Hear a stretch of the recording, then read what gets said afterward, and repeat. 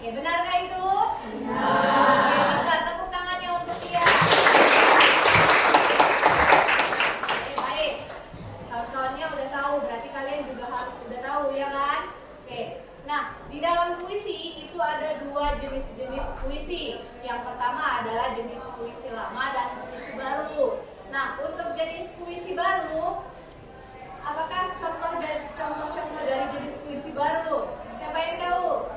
Oke, Dinda, apa Din? Puisi romansa dan balada. Puisi romansa dan balada, benarkah itu? Oke, tepuk tangannya untuk teman-teman. Nah, di dalam puisi itu juga ada puisi baru, ada puisi lama. Kira-kira contoh puisi lama apakah ada yang tahu? Oke, Umpi, apa Umpi? Puisi lama berupa syair, pantun, gurindam, dan mantra. Oke, benarkah itu? Nah, tepuk tangannya untuk teman-teman. Oke, nah pembelajaran kali ini Ibu akan menyampaikan sesuatu manfaat untukmu. Nah, pembelajaran ini akan sangat bermanfaat untuk manfaat dari pembelajaran ini kalian bisa membeda-bedakan mana yang termasuk fenomena ini, dan fenomena ini, ya kan? Jadi kita lanjut pembelajaran kita hari ini tentang teks eksplanasi. Oke, eksplanasi. Nah, eksplanasi ini materi Ibu selanjutnya adalah tentang teks eksplanasi. Kalian bisa lihat ke depan. Terlihat? Jelas? Oke. Jadi eksplanasi ini adalah sebuah teks eksplanasi. Sebelumnya Ibu akan membuat tujuan pembelajaran. Nah, tujuan pembelajaran kita adalah setelah kalian mengikuti pembelajaran, ya kan, diharapkan kalian mampu menjelaskan apa itu teks eksplanasi, ya kan, apa itu mengidentifikasi ciri-ciri teks eksplanasi dan struktur teks eksplanasi dengan penuh tanggung jawab.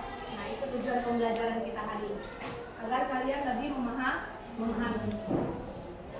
Nah, indikator yang kalian capai itu adalah tentang menjelaskan pengertian. Itu indikator yang akan kalian capai.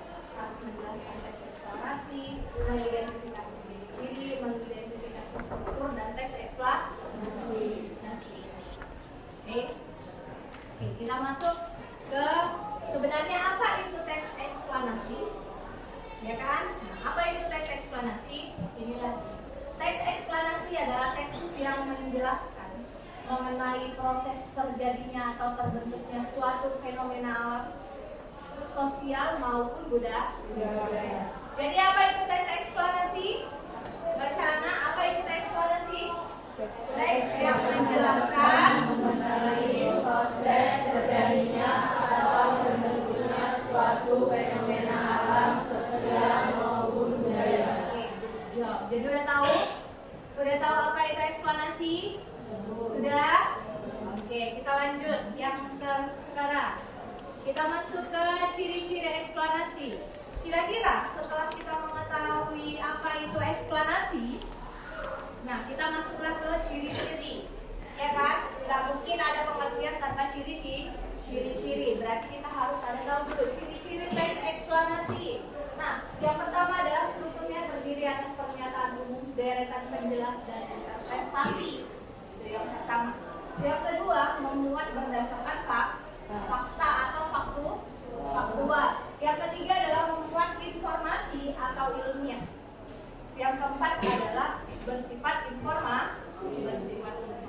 Sudah tahu? Sudah nak? Sudah? Ada yang ingin bertanya? Tidak? Paham semua?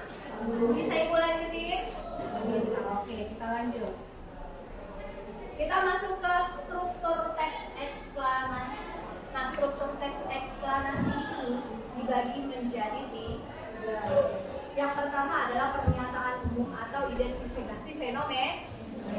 Yang kedua adalah rangkaian peristiwa. Yang ketiga adalah penjelasan. Nah, identifikasi biasanya berasal atau berada di awal paragraf. Di awal paragraf adalah suatu identifikasi. Tapi bagaimana Bu? Kami belum mengerti, nanti contohnya Ibu mesti. Ya kan? Nah, yang kedua adalah rangkaian peristiwa. Rangkaian namanya juga sudah rangkaian peristiwa. Kalau sudah rangkaian peristiwa, berarti kalian itu harus urutan peristiwa peristiwanya dari awal hingga akhir. Dari urutannya itu dari mana Bu? Biasa kalau urutan peristiwa dari paragraf kedua sampai paragraf ketiga itu adalah urutan peristiwa. Nah, yang ketiga adalah ulasan. Nah, ulasan ini adalah berupa komentar atau penilaian atau kesimpulan dari materi. Sudah paham? Sudah? Oke, pertanyaan ibu muncul. Setelah kita membahas sampai ke struktur, menurut kalian fenomena alam termasuk apakah itu? Contoh fenomena alam apa nak? Banjir. Contoh fenomena alam yang kalian ketahui. Apa yang pertama? Banjir. Banjir. Namanya juga udah alam kan? Berarti banjir. Yang kedua, gempa bumi. Yang ketiga, longsor. Oke. Contoh fenomena sosial. Apa contoh fenomena sosial yang kalian ketahui? Ada yang tahu? Kemiskinan. Banyak tidak kemiskinan di daerah Indonesia ini? Banyak kan? Banyak yang tinggal di kolong jembatan. Banyak? Nah, Indonesia masih menjadi salah satu negara tingkat miskin kali lah ya. Tapi termasuk ada banyak kemiskinan di Indonesia. Yang kedua adalah narkoba. Benar? Iya. Di kalangan masyarakat narkoba ini marak sekali. Apalagi narkoba itu di kalangan remaja sangat mengkhawatirkan sekali. Ya kan? Itu adalah bentuk dari fenomena sosial. Oke, narkoba. Yang ketiga adalah penumpukan sampah. Banyak penumpukan sampah di rumahmu? Pernah lihat penumpukan sampah? Di mana melihatnya? Di mana kalian melihat penumpukan sampah? Di tempat sampah. Di mana? Di sungai banyak. Ya kan? Penumpukan sampah sehingga terjadilah banjir yang disebabkan oleh ulah manusia. Penumpukan sampah adalah salah satu fenomena sosial. Nah, contoh fenomena budaya. Apa contoh fenomena budaya? Tahu fenomena kuda lumping? Iya, itu salah satu kuda lumping. Ya, kalau kuda lumping di daerah masyarakat itu udah sangat tradisi. Itu adalah satu fenomena budaya. Dulu kuda lumping adalah salah satu fenomena budaya. Sekarang sama masyarakat dia dilakukan hampir setiap minggu di sekitar rumah kalian, benar? Iya. Yang kedua adalah festival budaya, tahu?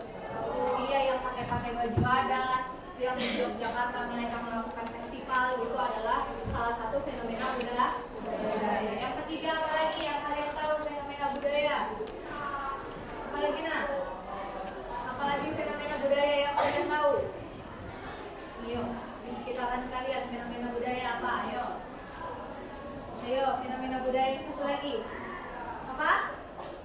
Apa salah satu fenomena budaya yang kalian tahu lagi? Apa? Tarian. Itu adalah satu fenomena budaya.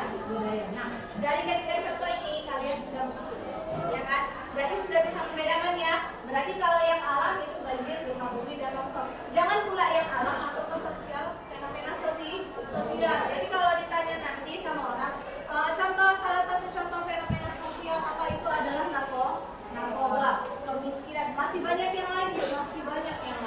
Cuman yang ini dulu yang ibu jelaskan. Yang ketiga adalah penumpukan sampah. Inilah yang sering terjadi di Indonesia. Kenapa? Karena membuang sampah sembarangan. Buang sampahnya kemana? Ke sungai. Yang mengakibatkan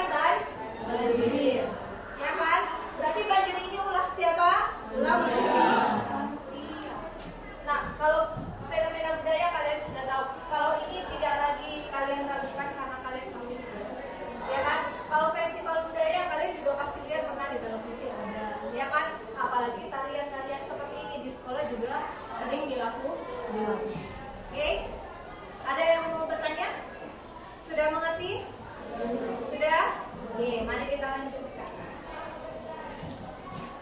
Nah, masuk. Kita fenomena sosial tadi kan? Inilah dia contoh fenomena sosial.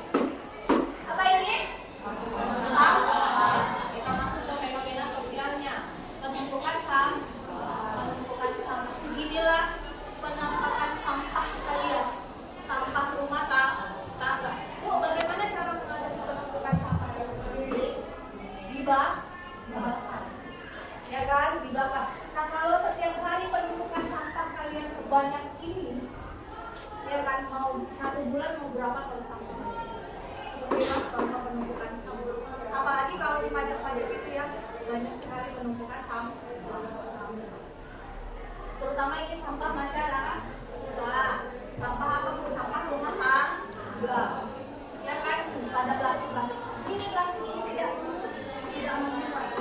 Mau berapa tahun dia di dalam tanah, maka dia tidak bisa ditemukan. Nah, di selanjutnya ibu akan mengajarkan kalian nanti deh. Ini aku akan kasih kalian nanti tugas berhubungan bagaimana cara mengerjakan tugas yang akan ibu kasih. Ibu contohkan terlebih dahulu tugas yang akan kalian kerjakan. Oke. Di situ kan tadi udah ada teks, ya kan? Nah, dalam bentuk teksnya nanti seperti ini, ibu sudah siapkan lembar kerja kalian yang akan kalian buat nanti berdasarkan kelompok. Setelah itu nanti kita presentasi dan kita jawab bersama-sama. Oke? Nah, di sini kan ada nama ciri-ciri eksplanasi dan multiteks. Struktur terdiri ini yang pertama ciri-ciri kan? Ciri-cirinya tadi ada 4 kan? Struktur terdiri atas pernyataan umum, deret penjelas dan interpretasi. Yang kedua adalah informasi berdasarkan fakta. Yang ketiga apa? Membuat informasi ilmiah bersifat informatif. Mari kita cari di struktur terdiri atas pernyataan umum, deret penjelas dan interpretasi. Dibuktikan pada teks manakah dia? Di teks yang pertama. Dari awal ini, makanya struktur yang pertama adalah deret penjelas berada di paragraf pertama. Sudah? Itu dia jawaban dari. Nah, deret penjelasnya dari mana bu? Dari paragraf kedua, paragraf ketiga. Kenapa? Karena dia menyangkut 3 aspek di situ. Berarti ini yang pertama, yang kedua, dan yang ketiga. Itu jawaban untuk nomor yang 1. Baik. Untuk yang nomor 2, informasi berdasarkan fakta. Namanya juga dia fakta dan faktual. Dia ada di paragraf ketiga. Kita lihat dulu. Salah satu contoh penumpukan sampah yang terjadi di daerah Gerbang Bekasi merupakan tempat pembuangan sampah akhir dari setiap kota dan Jawa Barat yang dapat menimbulkan masalah kesehatan dan perekonomian di daerah sekitar. Oke, kita lanjut yang ketiga. Yang ketiga, membuat informasi ilmiah. Kita masuk ke paragraf pertama. Kenapa paragraf pertama bu? Membuat informasi ilmiah. Masuk ke paragraf pertama. Kenapa harus paragraf pertama bu? Karena membuat informasi ilmiah, organik dan anorganik ini adalah bahasa dari ilmiah. Berarti dari sini ya? Iya, dari sini sampai. Oke, itu dia jawaban untuk nomor 3. Bagaimana yang nomor 4 ibu? Nomor 4 bersifat informatif. Nah, kalau dia bersifat informatif berarti dia bersifat apa? Bersifat informasi. Berarti dia masuk ke paragraf kemana bu? Paragraf kedua. Dia memberikan informasi tidak di sana. Benar? Iya.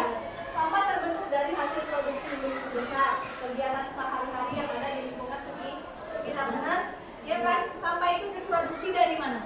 Dari kegiatan kita sehari-hari. Kan nggak mungkin mama kalian beli cabai nggak ada plastiknya, nggak mungkin pakai tangan. Berarti sampah itu dari mana? Dari kegiatan kita sehari-hari. Sudah paham tentang contoh ini? Oke, bisa kalian kan? Sudah ibu jelaskan di dalam sini. Oke, kita masuk yang contoh yang kedua. Sebelum kita masuk ke tugasnya, kita masuk ke struktur. Struktur itu ada 3, identifikasi fenomena, rangkaian peristiwa.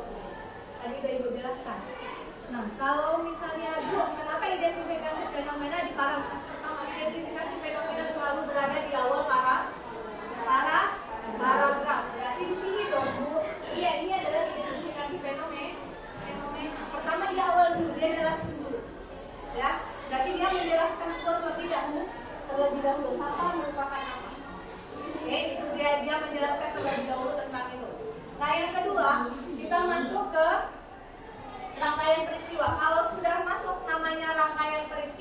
berarti dia masuk dari urutan awal mula cerita tersebut. Berarti kita dari awal lagi ya Bu, dari paragraf pertama ya Bu? Enggak.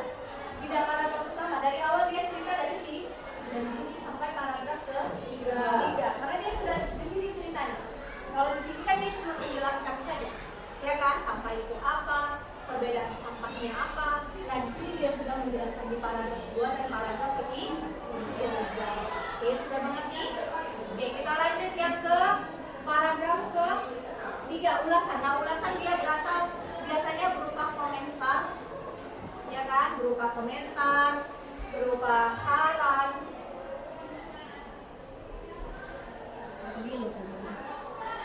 Ini berupa saran, berupa yang lainnya. Berarti ada di paragraf keempat, kesimpulan biasanya. Oke, kita masuk.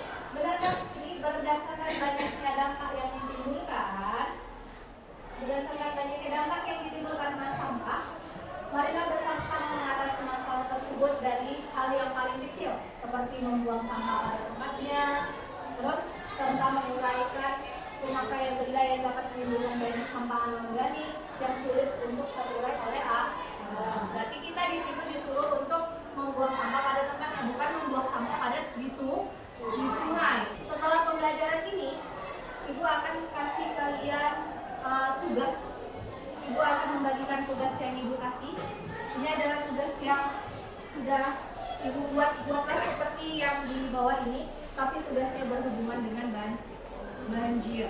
Oke, tugas ini akan Ibu bagikan kepada kalian sesuai dengan kelompok. Nanti setelah itu, setelah Ibu bagikan, kita presentasi ke depan, kita jawab bersama-sama.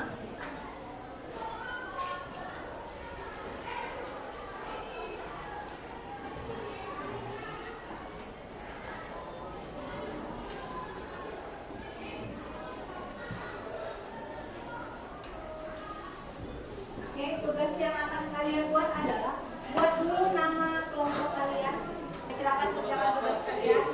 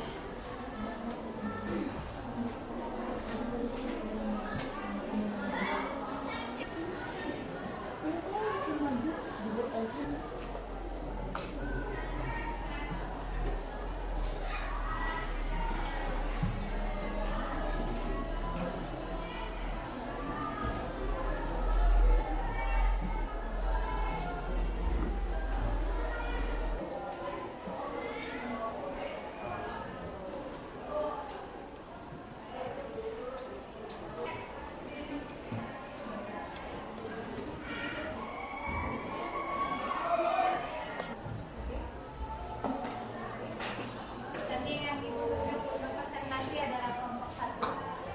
Nah, jadi nanti presentasinya dimulai dari kelompok 1 terlebih dahulu. Bisa kita presentasi? Mereka akan maju ke depan, presentasi ke depan. Perhatikan temanmu, itulah hasil dari diskusi mereka. Maka mereka akan maju ke depan. Yang berlima, kalian Teman kami dari kelompok 1 ingin membacakan hasil diskusi kami. Perkenalkan, nama saya Dennis Kirana. Dan saya Melani Salsa Bukit. Saya Naina Persia Dara. Dan saya Almira Bersadayani. Saya Najwa Hore Syakir. Di sini kami ingin membacakan hasil diskusi kami. Satu, pengertian teks eksplanasi. Teks eksplanasi adalah teks yang menjelaskan mengenai proses terjadinya atau terbentuknya suatu fenomena alam sosial maupun budaya.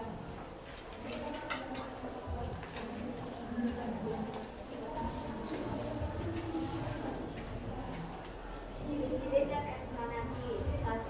Strukturnya terdiri dari pertanyaan umum, deretan penjelas, dan interpretasi. Banjir adalah fenomena alam bersumber dari curah hujan dengan intensitas tinggi, durasi lama, sebagai akibat perubahan informasi berdasarkan fakta atau faktual. Ketika suatu kawasan hutan diubah menjadi pemukiman, hutan yang bisa menahan aliran permukaan bumi besar diganti menjadi peningkatan debit aliran sungai yang besar. 3. Membuat informasi ilmiah. Banjir dapat terjadi karena akan dan tindakan manusia.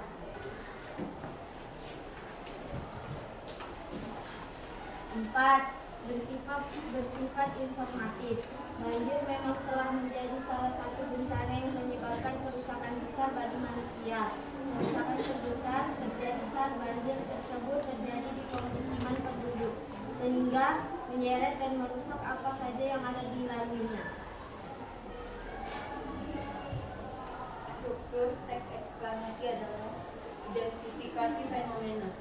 Banjir adalah fenomena alam yang bersumber dari curah hujan dengan intensitas tinggi dan durasi lama. Rangkaian peristiwa. Banjir dapat terjadi karena alam dan tindakan manusia. Penyebab alami banjir adalah erosi dan sedimentasi. Penyebab banjir karena tindakan manusia adalah perubahan tata guna lahan, pembuangan sampah, kawasan padat penduduk di sepanjang sungai, dan kerusakan bangunan pengendali banjir ketika suatu kawasan hujan diubah menjadi ulasan. Banjir memang telah menjadi salah satu bencana yang menyebabkan kerusakan besar bagi manusia. Kerusakan besar terjadi saat banjir tersebut terjadi di permukiman penduduk sehingga menyeret dan merusak apa saja yang dilaluinya. Inilah hasil presentasi kami. Sekian dan terima kasih. Oke, tepuk tangan buat teman-teman.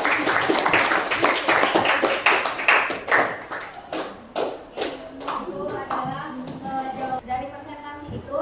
Ibu ingin mengambil kesimpulan dari semua pembelajaran kali ini.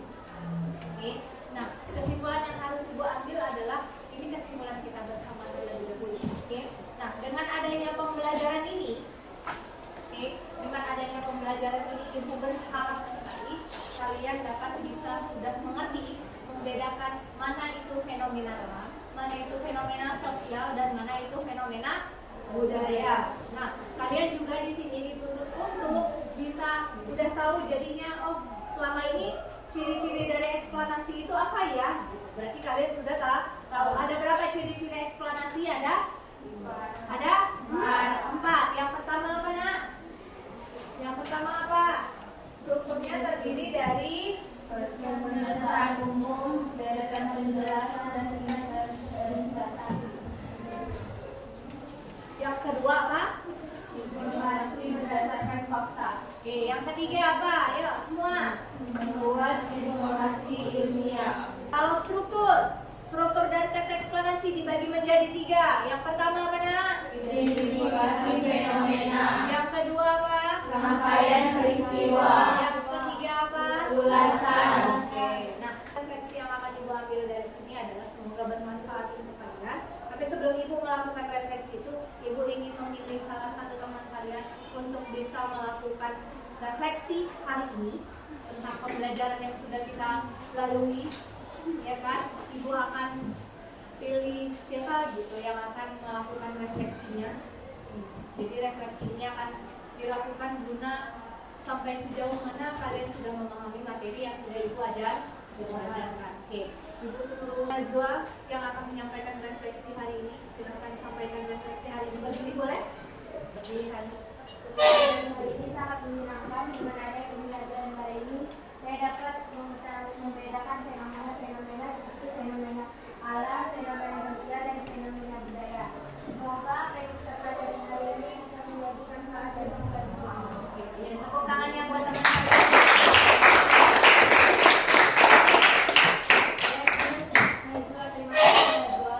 Sebelum kita menutup pembelajaran kita hari ini, ibu ada sedikit pamit. Selanjutnya adalah bunga melati harum mewangi, menebar pesona di Taman Asri. Terima kasih atas perhatian yang tulus dan murni. Semoga pembelajaran ini mendapat manfaat yang abadi. Oke, tepuk tangan buat kita. Kumpul kembali lembar jawabannya. Kalian tetap aja di situ, tapi ibu yang mengambil lembar jawabannya.